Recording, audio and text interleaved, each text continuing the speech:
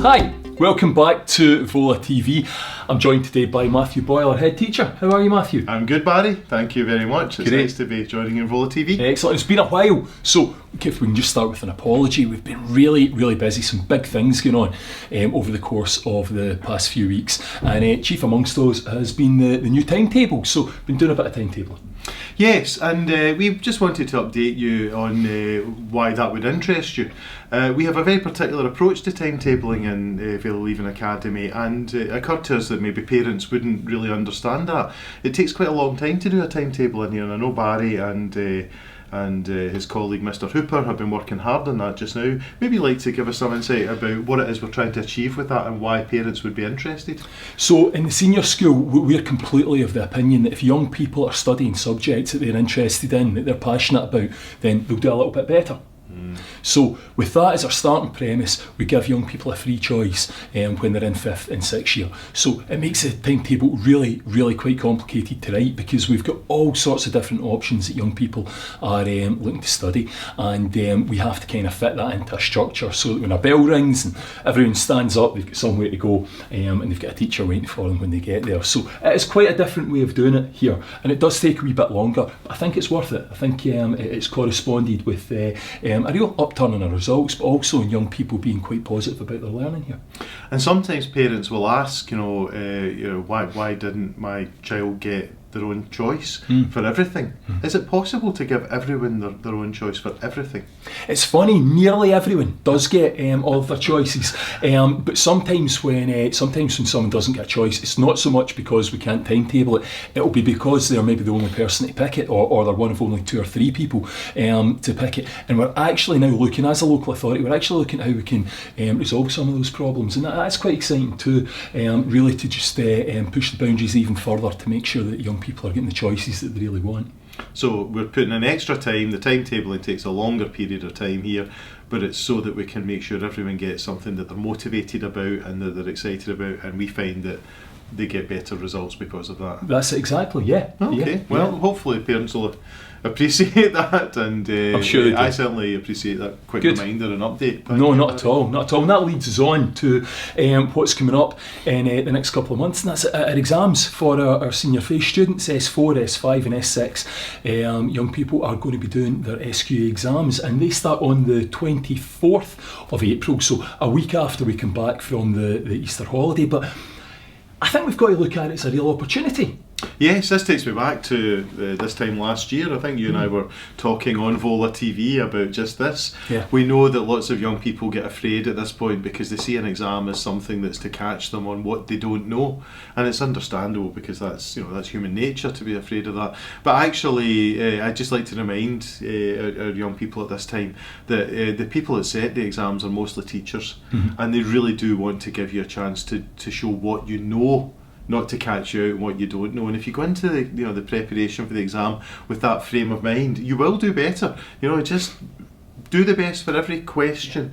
Write as much as you feel you can say. Be clear and making an explanation as you fill in papers about your thinking process to make it easy for those markers eventually to try and give you credit and points and marks for absolutely everything. So we're very confident. Did you know I was a marker?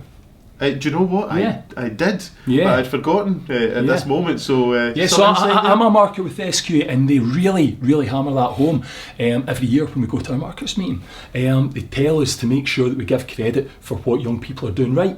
So not to focus on what young people aren't getting right. So that's a really important premise. I know SQA don't get everything right all of the time, but I feel as if that's one area that they're bang on the money with, and they really do, genuinely, straight from the horse's mouth here.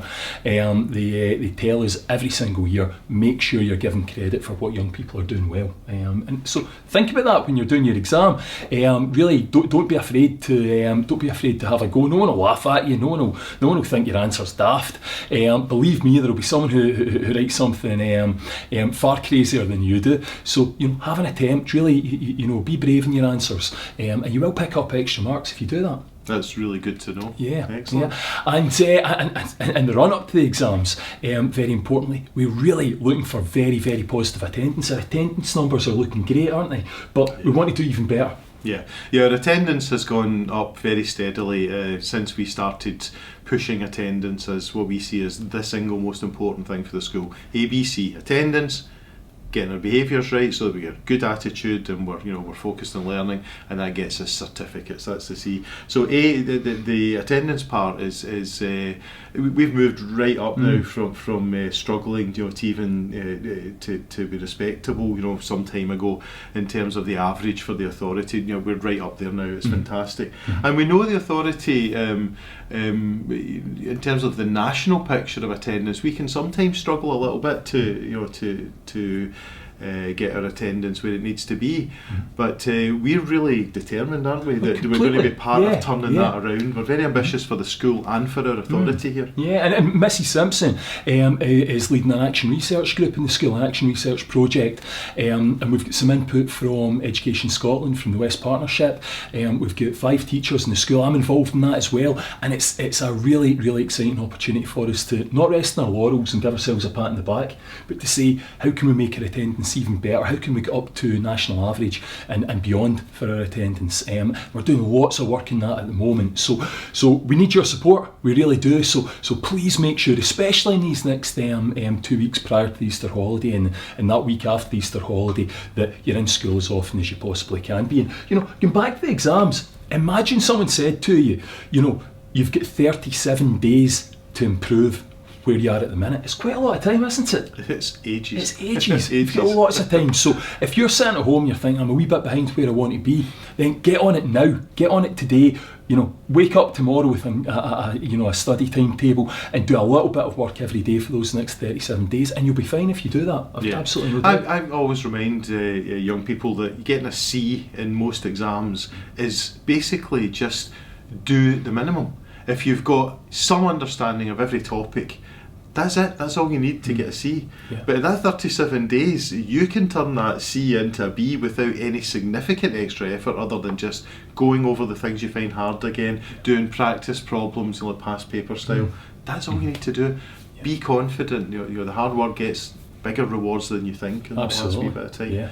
But just to go back to the attendance, we mentioned West Partnership there for our parents here. May not know what that means. We're not just part of Western Bartonshire Council, we're part of a group called the West Partnership of the 8 West of Scotland authorities, like Glasgow and the Dunbartonshires, Eastern Bartonshire, Renfrewshires, Inverclyde and the Lanarkshires. It's that group, and we work together, so it's great to be getting all of this input on what improves attendance.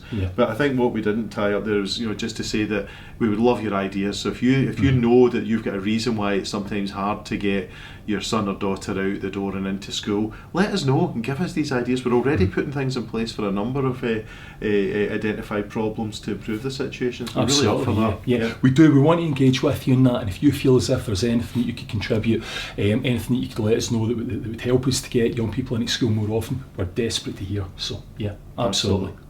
And then next week we've got a Parent Council meeting on the 22nd. Is that Wednesday next week? Absolutely. The Parent Council is changing its personnel just now. We've had great service and wonderful work done by the former chairperson, and that was Mary Stern. So thank you, a big public thank you to Mary for all the hard work she's done since I took over here. Really great supporter of the school. Fabulous. And at the moment the treasurer for the group, Kirsty, has taken over in a kind of temporary acting capacity, but they're very clear that they want to grow the Parent Council, get lots of new membership, and perhaps after a short while look to elect a chairperson again. So the next meeting will be on the 22nd. That's next Wednesday next week. Yeah, and it's going to be an online meeting, so you need to look for the Vale of Even Academy Parent Council Facebook page. That's where they tend to put their information out, so you'll be very welcome there. I think the format, although it's not necessarily finalised, it's not our meeting, it's the parents meeting,